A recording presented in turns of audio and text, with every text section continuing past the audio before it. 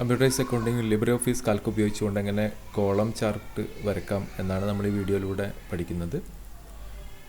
Draw a column chart for the following data and give title marks scored by students. മാർക്സും അതേപോലെ number of സ്റ്റുഡൻസും നമുക്ക് തന്നിട്ടുണ്ട്. ഓരോ range of മാർക്കിലുള്ള കുട്ടികളുടെ എണ്ണം നമുക്ക് തന്നിട്ടുണ്ട്. ഇത്രയും കാര്യങ്ങൾ വെച്ചുകൊണ്ട് നമുക്കൊരു കോളം ചാർട്ട് പ്രിപ്പയർ ചെയ്യണം. എങ്ങനെയാണെന്ന് നോക്കാം. ആദ്യം ലിബ്രെഓഫീസ് കാൽക്ക് ഓപ്പൺ ചെയ്യുക. Application LibreOffice Calc. അതിനുശേഷം ആ തന്നിട്ടുള്ള ഡാറ്റ അതേപോലെ തന്നെ നമുക്കിവിടെ പേസ്റ്റ് ചെയ്യാം.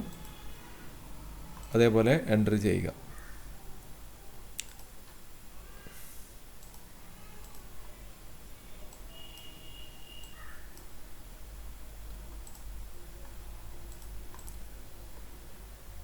ഇനി ഈ ഡാറ്റ മുഴുവനായി നമ്മൾ സെലക്ട് ചെയ്യുക.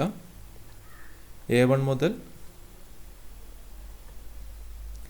G2 വരെയുള്ള സെല്ലുകളിലാണ് നമ്മൾ ഈ ഡാറ്റകൾ എൻ്റർ ചെയ്തിട്ടുള്ളത്. പക്ഷെ ഇവിടെ G2ലുള്ള വാല്യൂ എന്ന് പറയുന്നത് ടോട്ടൽ നമ്പേഴ്സാണ്. ടോട്ടൽ നമ്പറാണ്. അതുകൊണ്ട് തന്നെ ആ ടോട്ടൽ ഒഴികെയുള്ള ഭാഗമാണ് നമ്മളിവിടെ സെലക്ട് ചെയ്യേണ്ടത്. A1 മുതൽ F2 വരെയുള്ള ഭാഗം സെലക്ട് ചെയ്തു. എന്നതിന് ശേഷം ഇൻസേർട്ട് പോവാം.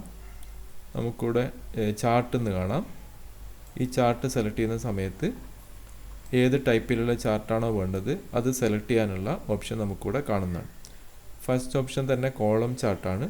നമുക്ക് ഈ കോളം ചാർട്ടിലുള്ള ഏത് മോഡൽ വേണമെങ്കിലും സെലക്ട് ചെയ്യാം. നമുക്കിഷ്ടമുള്ളൊരു മോഡൽ സെലക്ട് ചെയ്തതിന് ശേഷം നെക്സ്റ്റ് ബട്ടൺ ക്ലിക്ക് ചെയ്യാം. ഡാറ്റ റേഞ്ച് ഓൾറെഡി നമ്മൾ സെലക്റ്റഡ് ആണ്. അതുകൊണ്ട് തന്നെ വീണ്ടും ആ ഡാറ്റ റേഞ്ചിൽ ചേഞ്ചസ് വരുത്തേണ്ട ആവശ്യമില്ല. അതേപോലെ ഡാറ്റ സീരീസ് നമുക്ക് തന്നിട്ടുള്ളത് റോ ആയിട്ടാണ് തന്നിട്ടുള്ളത്, ഡാറ്റ തന്നിട്ടുള്ളത്. അതുകൊണ്ട് തന്നെ അതും ചേഞ്ച് ചെയ്യേണ്ട ആവശ്യമില്ല. ഫസ്റ്റ് റോ ആസ് ലേബലാണ്. ഫസ്റ്റ് റോ എന്ന് പറയുന്നത് നമുക്ക് ലേബലായിട്ടാണ് തന്നിട്ടുള്ളത്, ഡാറ്റ ആയിട്ടല്ല. അതേപോലെ ഫസ്റ്റ് കോളവും നമുക്ക് ലേബലായിട്ടാണ് തന്നിട്ടുള്ളത്. നമുക്ക് അടുത്തത് നെക്സ്റ്റ് കൊടുക്കാം. ഇവിടെ നമുക്ക് ഈ ഒരു ഡാറ്റ റേഞ്ച് നമുക്ക് വേണമെങ്കിൽ കസ്റ്റമൈസ് ചെയ്യാനുള്ള ഓപ്ഷനാണ്. ഇവിടെ നമ്മളൊന്നും ചെയ്യുന്നില്ല. വീണ്ടും നമ്മൾ നെക്സ്റ്റ് അടിക്കുകയാണ്. നെക്സ്റ്റ് അടിക്കുന്ന സമയത്ത് ഇവിടെ നമുക്ക് ടൈറ്റിൽ എൻ്റർ ചെയ്യാനുള്ള ഓപ്ഷനാണ്. ഇവിടെ നമ്മൾ ടൈറ്റിൽ എൻ്റർ ചെയ്യേണ്ടത് marks scored by students. Mark scored by students. ഇനി നമുക്ക് വേണമെങ്കിൽ സബ് ടൈറ്റിലും വേണമെങ്കിൽ എൻ്റർ ചെയ്യാം. അതേപോലെ എക്സ് ആക്സിസിലുള്ള ഡാറ്റ എന്താണ്, അതേപോലെ വൈ ആക്സിസിലുള്ള ഡാറ്റ എന്താണ് എന്ന് എന്ത് ചെയ്യാം നമുക്കിവിടെ മെൻഷൻ ചെയ്യാം. എക്സ് ആക്സിസിൽ നമ്മൾ എൻ്റർ ചെയ്യാൻ പോകുന്നത് അല്ലെങ്കിൽ നമുക്ക് ഡിസ്പ്ലേ ചെയ്യാൻ പോകുന്നത് സ്കോറാണ്. എക്സ് ആക്സിൽ നമുക്ക് ഡിസ്പ്ലേ ചെയ്യാൻ പോകുന്നത് സ്കോറാണ്. വൈ ആക്സിൽ നമുക്ക് ഡിസ്പ്ലേ ചെയ്യാൻ പോകുന്നത് നമ്പർ ഓഫ് സ്റ്റുഡൻസ് ആണ്.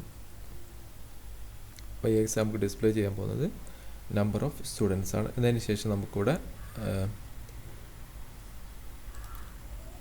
നമ്മൾ ആദ്യം എക്സ് ആക്സിസും അതേപോലെ വൈ ആക്സിസും സെലക്ട് ചെയ്യണം. എന്നതിന് ശേഷം നമുക്ക് ഫിനിഷ് കൊടുക്കാം.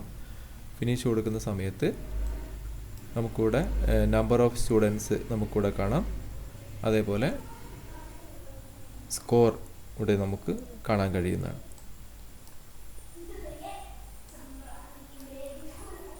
നമ്പർ ഓഫ് സ്റ്റുഡൻസ് ഒരു ലെജൻഡ് മാത്രമേ ഉള്ളൂ.